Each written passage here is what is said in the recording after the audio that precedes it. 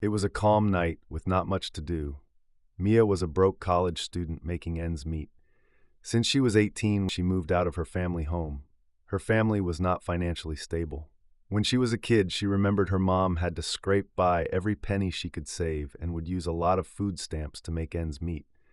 Sometimes they would even eat canned food for a whole month. Her mom lived in a helpful community, though. Everyone helped each other, but Mia was the type of person who liked to be independent.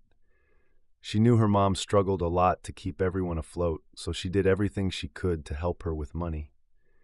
After a while, though, her mom got into the wrong crowd and started spending money on drinking and gambling, so Mia moved away.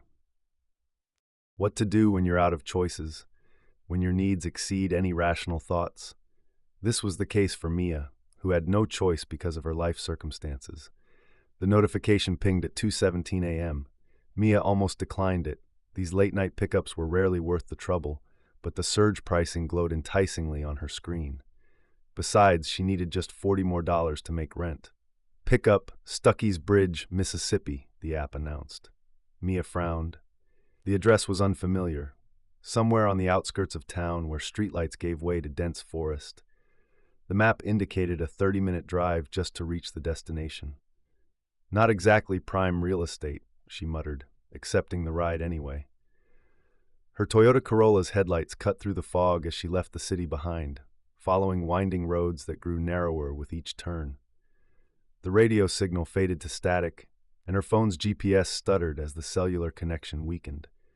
Stuckey's Bridge, Mississippi, wasn't marked with a street sign. If not for the GPS, she would have missed the turn entirely, a dirt path nearly swallowed by overgrowth. As she drove deeper into the darkness, the car lurched over ruts and potholes. "This can't be right," Mia said, peering through the windshield. The GPS insisted she had arrived at her destination, but there was nothing. No house, no building, just a wall of trees and the distant sound of running water. She was about to call the passenger when a figure emerged from between the trees. A woman in a pale dress, no coat despite the March chill. Her face was obscured by long dark hair that hung limply around her shoulders. Mia rolled down her window. "Are you Eliza?" she called out, reading the passenger's name from her app. The woman nodded, approaching with an uneven gait.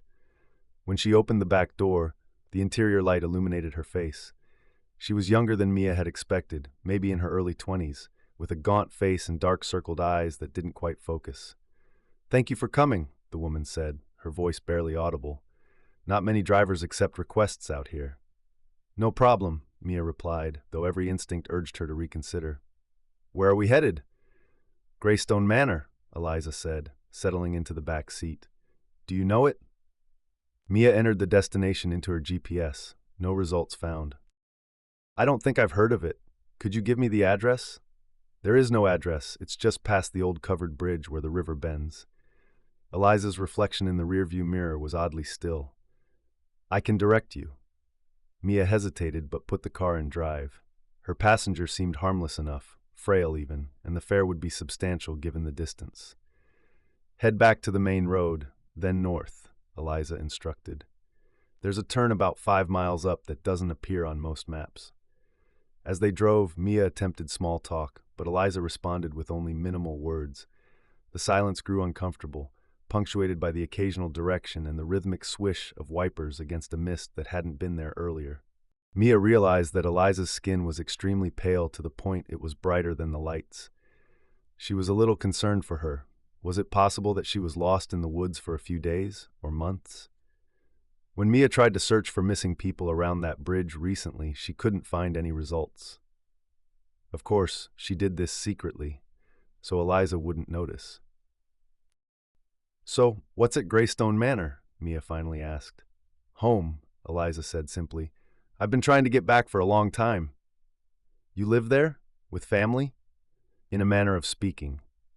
There was something off about Eliza's speech pattern, as if she was carefully choosing outdated phrases.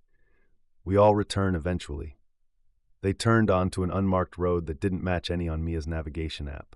The pavement gave way to gravel, then to dirt. The trees closed in, branches scraping against the car's roof. "Are you sure this is right?" Mia asked, growing increasingly uneasy. "Yes, Just ahead is the bridge. The wooden-covered bridge appeared suddenly in the headlights, its entrance like a gaping mouth in the darkness. It looked ancient and dangerously dilapidated. Mia slowed to a crawl. I don't think my car should go over that. It doesn't look safe. It will hold, Eliza insisted, leaning forward. It always has. Something in her tone made Mia glance again at the rearview mirror. Eliza's eyes were wide and intense, a feverish excitement replacing her previous detachment. Maybe this is as far as I can take you, Mia suggested. I don't think... Cross the bridge. Eliza's voice exploded with sudden volume and force. Her hand shot forward, gripping Mia's shoulder with surprising strength. We're so close. I can feel it waiting for me. Mia's heart hammered as she twisted away from the grip. I'm sorry, but the ride ends here. I need you to get out of my car. Eliza's face contorts. You don't understand. I need to go home. I've been trying for so long, ever since the accident. What accident? The one on this very road 47 years ago. Eliza's voice had changed, deeper now, and resonating oddly within the car. The night I was coming home from my engagement party, the night the bridge collapsed. A chill that had nothing to do with the temperature spread through Mia's body. Slowly, she reached for her phone and opened a new browser tab with trembling fingers. She searched, Greystone Manor accident-covered bridge. The first result was a local history article. Tragedy at Stuckey's Bridge, Mississippi, 1976. Young woman's body never recovered. The accompanying photograph showed a smiling young woman in vintage clothing. The caption read, Elizabeth Eliza Greystone, 23, heiress to the now demolished Greystone Manor. Mia's gaze darted to the rearview mirror.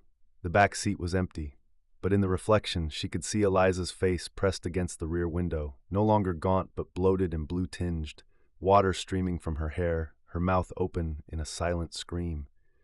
The car engine died. Outside, the sound of rushing water grew louder. Mia grabbed the door handle, but it wouldn't budge. Water began seeping in through the floorboards, cold and dark, rising quickly around her ankles. Through the windshield, the covered bridge no longer led to the road they'd been following. Instead, it opened onto a crumbling stone structure perched on a cliff. Greystone Manor, impossible and looming, its windows glowing with pale, unearthly light.